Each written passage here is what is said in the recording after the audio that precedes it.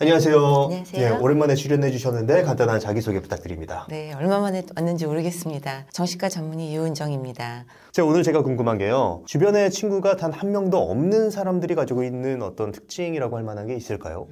단단한 마음력이 있어야 친구들의 말 한마디에도 상처를 안 받고 좀 튕겨낼 수도 있고. 맨날 가스라이팅 하는데 일부러 막 가스라이팅을 시키려는 사람들은 특정한 그 인격장애 외에는 없고요. 가스라이팅을 당하는 본인이 그런 환경을 만드는 거거든요. 내가 내 주장을 펼치지 못하고 자꾸 상대방의 의견에 귀 기울이고 왔다리 갔다리 하고 또 그렇게 해야만 사랑받을 것 같고 인정받을 것 같고 그래야만 나를 좋아할 것 같고 친구가 될 수 있을 것 같으니까 카멜레온 같은 삶이 되는 거예요. 내 모습이 아니라 다른 모습으로 살면서. 그러니까 공허한 거죠. 친구가 많아도. 그런 어떤 심리 자본이 부족한 경우 또 언어 자본이 부족한 경우가 있어요. 내가 선뜻 나서서 먼저 말을 못 건다든지 내가 말하면 왠지 썰렁한 것 같고 근데 사실은 우리가 대단한 말이 필요한 게 아니거든요. 그냥 경청. 요즘은 이야기를 들어주는 사람이 근데 이야기 들어주는 게 습관이 안 돼 있고 연습이 안 돼 있으니까 참 저는 보면서 존경스러운 게 제가 이 채널에 자주 나오는 이유가 있습니다. 어떤 이유인가요? 너무 이야기를 잘 들어주셔서 네. 저도 어디 가서 풀 때가 필요하잖아요. 예. 그리고 수많은 이제 심리학 에 관련된 분들을 정말 명성 있는 대가들도 많이 만나시고 다양한 분들을 만나다 보니까 굉장히 이해 폭이 넓어지고 편견이 없으신 것 같아요. 그 부분이 이제 가장 중요한 거예요. 내 의견이 그냥 튀어나오는 걸 막는 거. 근데 사실 요즘 자아가 강해지고 자기 이론들이 성립되면서 내 것만 맞다고 생각하는 사람들이 많거든요. 저희가 정신과 수련 받을 때 저도 성격이 좀 급한 편에 속해서 입을 막는 그런 훈련을 많이 받았어요. 상대방이 이야기할 때 저건 아닌데? 내가 뭐 얘기를 하고 싶은 거예요. 그러지 마라. 근데 그럴 때 이제 약간 이렇게 입을 막으면서 이야기를 듣는 습관? 아니면 속으로 뭐 숫자를 센다든지 안 듣는 게 아니라 잠시 나의 의견을 제시하는 데에 홀드하는 그런 훈련을 저희는 꽤 받았거든요. 그런 경청의 습관이 이제 언어 자본 중에 하나가 또 되는 거죠. 지금 어떻게 보면 친구가 한 명도 없는 사람들의 특징에 대해서 말씀을 해주셨는데 사실 내가 일부러 친구를 안 사귀는 사람들도 있는 것 같거든요. 친구가 맞습니다. 없어도 잘 사는 사람. 그럼요. 그런 사람들은 또 어떤 저는 이제 그거를 짝퉁 친구라고 말을 하는데 짝퉁 친구요. 네. 예. 친구를 대체할 만한 것들이 요즘 너무 많다는 거죠. 밖에 나갈 필요가 없어요. 밥도 혼자 먹을 수 있고 뭐 배달하면 바로 오고 넷플릭스, 유튜브 엄청난 많은 강의와 소통을 할 수 있고 진짜 저도 놀랬던 게 랜선 친구에게 100만 원씩 붙여주고 뭐 이런 것들 뉴스에서 가끔 보잖아요. 진료실에서 허다합니다. 그 친구들과 그만큼 친밀감을 느끼는 거예요. 누군지도 모르는데. 그래서 저는 그 마음을 이해하기 위해서 나도 랜선 친구를 한번 가져봐야 하나 할 정도로 밀착감은 굉장하고요. 방에서 안 나오는 친구들 또 지금 취업 준비나 굉장히 바쁜 상황에 있어서 자신이 밖에 나가서 직접 친구를 만나고 친구에게 소모를 할 수 없는 에너지를 쓸 수 없는 사람들이 주로 일회성으로 짝퉁 친구들을 사용하는 것 같아요. 필요가 없는 거죠. 밖에 나가서 굳이 내 모습을 보여줄 이유가 없는 거죠. 그렇다면 내가 어쨌든 친구를 사귀려고 해도 자꾸 인간관계에 어려움을 겪는 사람들은 좀 어떻게 해야지 좋은 사람을 주변에 둘 수 있을까요? 인간관계가 정말 어려운 사람들 중에서 보면 좀 끼리끼리인 사람들이 많이 있기도 해요. 친구가 문제인 경우들도 있지만 또 내 안에서 애착관계가 비슷한 사람들끼리 뭉치는구나. 애착관계가 비슷한 사람들이라. 네. 예. 외로움이 사실 애착과 굉장히 연관이 깊은데 애착 유형이 어떤지 이제 자신의 애착 관계를 파악을 해야 돼요. 물론 이제 안정된 가정에서 사랑받을 만한 자격이 있고 그런 상황들을 잘 가진 사람들은 친구 관계도 굉장히 안정되어 그래서 안정 애착을 갖고 있는 경우가 많지만 그 외에 우리가 두 가지가 있는데 불안 애착과 회피 애착이 있어요. 은근히 불안과 회피 애착을 가진 사람들이 많은 걸로 알고 있어요. 당연하죠. 예를 들어서 나랑 친한 줄 알았는데 걔가 다른 애랑 더 친한 거예요. 그거를 발견하고 학교를 안 나가는 10대가 있었어요. 그 정도로 충격이 큰 거예요. 그것은 나하고만 친했으면 좋겠다. 과도한 집착과 나만 바라봐줬으면 좋겠는 거, 또 사랑받았으면 좋겠는 거 이것은 어려서부터의 어떤 불안의 착을 가진 아이들의 전형적인 특징이죠. 또 회피의 착은 아예 처음부터 친구가 뭐가 필요해. 난 친구는 별로 사귀고 싶지도 않고 난 깊게 안 사겨. 제가 약간 그런 유형인 것 같은데 이걸 읽어보면서 그런 경우는 이 사람은 집착하거나 희생하는 게 아니라 애당초 내가 버림받을 수도 있으니 적당한 선에서 머물자 라는 거예요. 근데 안정애착을 가진 사람은 그 바운더리를 잘 지키는 거죠. 내가 과도하게 오버해서 인정받거나 정말 자기 소진을 다 해서 혼자 잘해주고 상처받지 마라 여기 나오는 거죠. 다 퍼부는 것도 아니고 어른이 돼서도 그걸 못해요. 그러니까 그 친구 관계들이 떨어져 나가고 친구에게 상처를 받으니까 늘 외로운 거예요. 회피 애착을 가진 사람은 아예 스타트 자체 안 하니까 의미 있는 관계를 아예 만들기를 자원하지 않는 그것으로 그냥 연명하는 하루하루를 서바이벌 해나가는 생존해 나가는 그런 유형이 있는 거죠. 그래서 그게 너는 그러니까 나빠 이런 게 아니라 자신의 애착관계를 정확하게 알고 이게 무조건 친구 탓이다. 쟤는 왜 나를 따돌려? 왜 나 빼고 자기들끼리만 얘기해? 근데 그때는 내가 회피 애착이 있는 게 아닌가. 제가 아까 회피 애착에 해당된다고 그랬잖아요. 제가 어렸을 때 이런 경험이 있었어요. 너무 베프예요. 모든 것을 다 같이 나누고 집에도 놀러 가고 걔가 없으면 안 될 것 같은 그런 친구. 근데 갑자기 유학을 간 거예요. 저에겐 청천벽력이었죠. 근데 눈물 한 방울 안 나오더라고요. 막 울면서 어떻게 살아 뭐 그래야 되는데 제가 그때 느꼈어요. 아, 내가 슬픔을 느낄 수도조차 없구나. 그 이후에 표면적인 이제 친구 관계들이 계속 지속됐던 것 같아요. 저 같은 경우는 이제 전학이 좀 자주 있었고 특히 이제 외국으로 유학 갔다가 들어오거나 전학이 많거나 이사가 많은 분들도 특징이에요. 깊은 관계를 잘 안 해요. 왜냐하면 만나면 또 해도 텐데. 근데 저는 이제는 저에게 이런 얘기를 해요. 모든 가능성을 다 열어두자.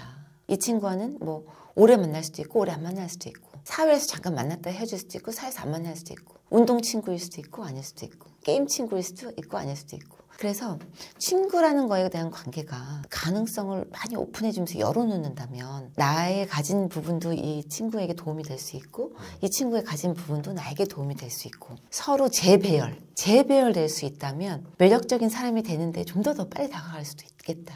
저 친구의 가끔가다는 엄마도 되어주고 엄마처럼 격려도 해주고 아니면 내가 애기도 돼보고 야 나 오늘은 나 진짜 나 너 딸할래. 너무 창피한데. 제가 실제로 그래요. 네.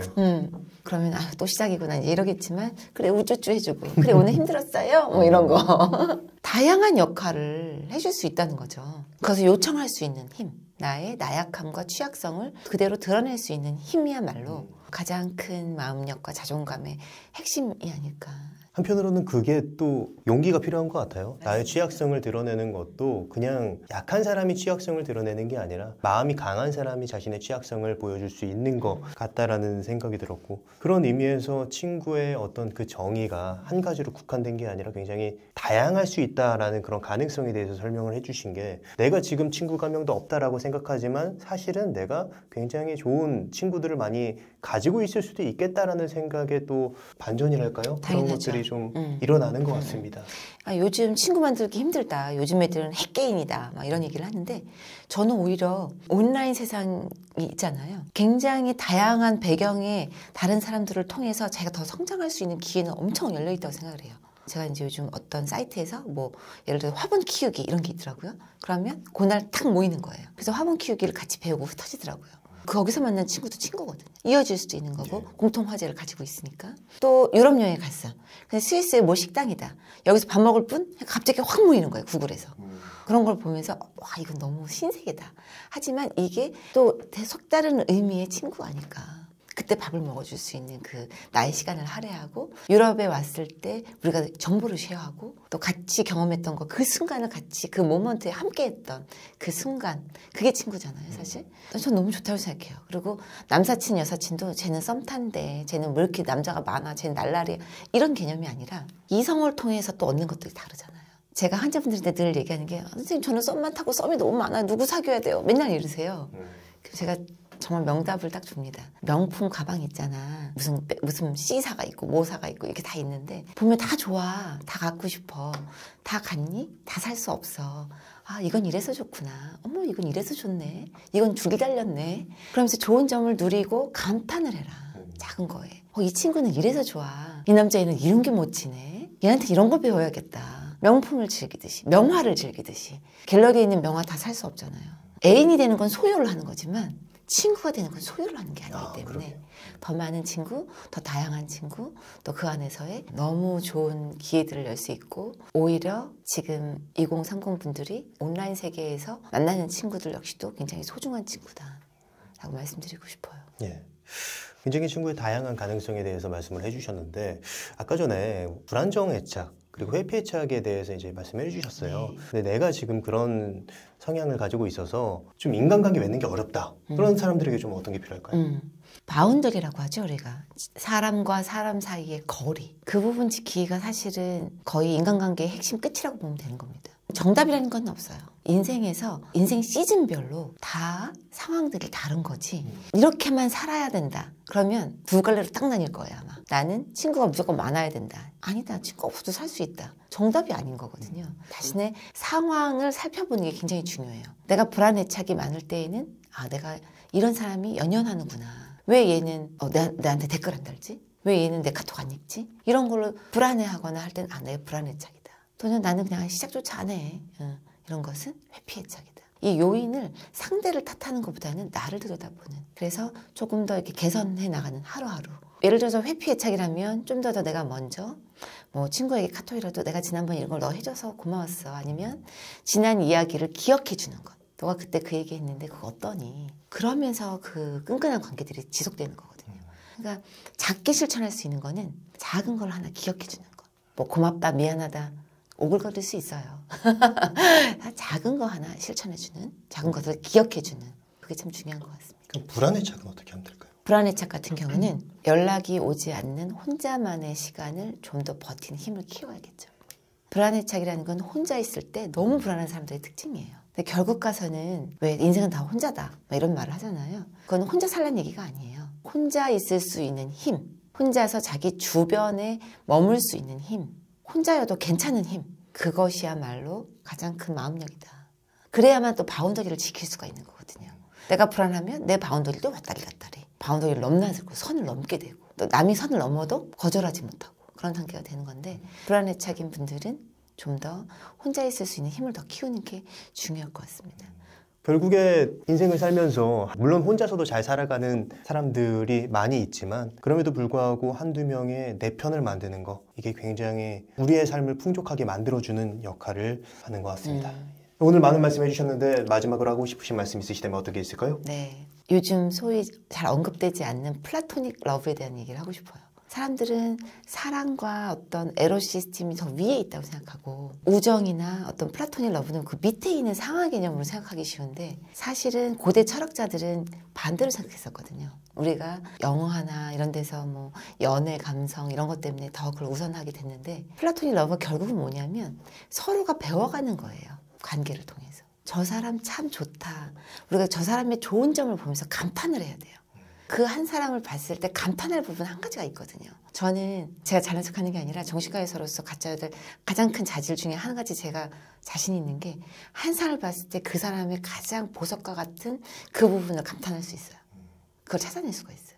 그것이야말로 친구의 핵심인 것 같고, 서로가 서로에게 줄 수 있는 가장 큰 자산이자 투자자, 평생 함께 할 수 있는 이유가 되는 거죠. 친구라는 거에 대해서 다시 한번 생각해 보실 수 있는 여러분 되셨으면 좋겠고, 친구가 꼭 어린 시절 친구뿐만이 아니라 30대, 40대, 50대, 60대 넘어갈수록 쌓아가는 정말 자산 투자와 같은 것이다 라는 생각 꼭 하셨으면 좋겠어요.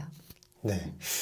오늘 이훈정 원장님을 모시고 친구가 하나도 없는 사람들의 특징과 우리가 인간관계를 올바르게 맺어가면서 좋은 친구를 사귀는 방법에 대한 이야기를 나눴습니다. 그럼 오늘의 심리학은 여기까지 하도록 하겠습니다. 좋은 말씀 해주셔서 감사합니다. 감사합니다. 네.